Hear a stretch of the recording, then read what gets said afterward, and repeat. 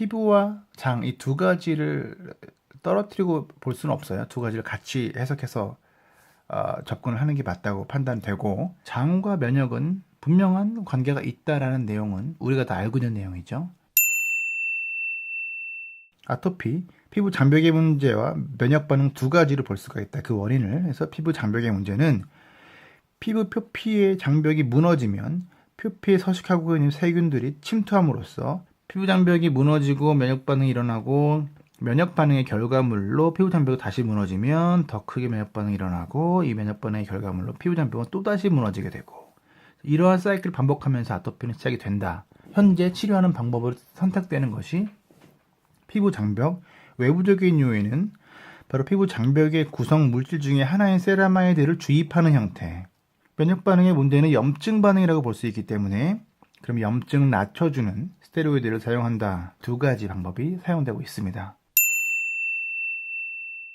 이런 100조 개의 미생물이 아주 이상적인 밸런스를 가지고 있는 거예요. 몸에 이런 유익균이 많다고 좋은 게 아니고요. 유해균과 밸런스가 잘 맞아야지 좋은 겁니다. 한번 장누수 증후군을 한번 보겠습니다. 장누수 증후군은 장벽이라는 게 있어요. 이런 융의 형태로 되어 있어요. 이런 식으로. 네.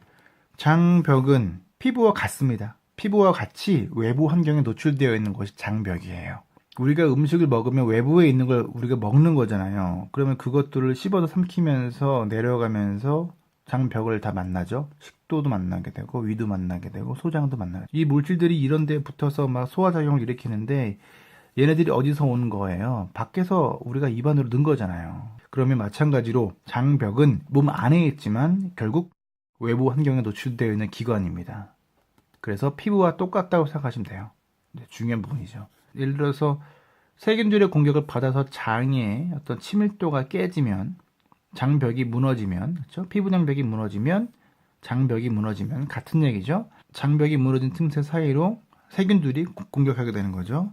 그러면 인체에서는 항원으로 인식해서 그것들을 해결하기 위한 여러 가지 반응들이 나타나게 되는 거죠. 그게 바로 면역 반응과 염증 반응이라고 설명을 드리는 거예요.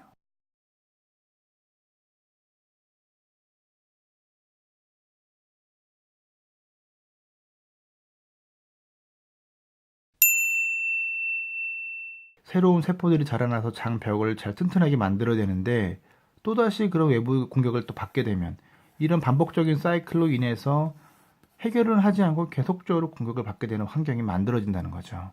게다가 장 안에는 100조 개의 미생물이 서식하고 있습니다.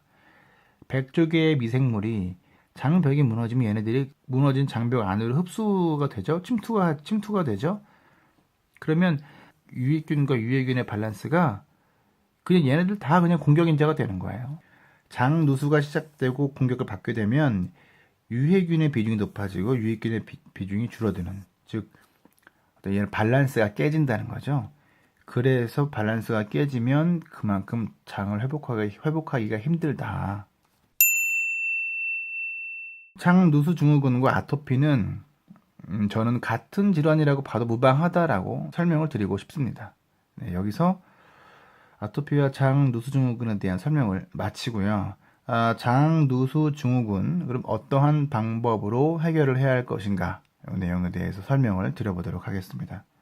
여기서 영상을 마치겠습니다. 네, 감사합니다.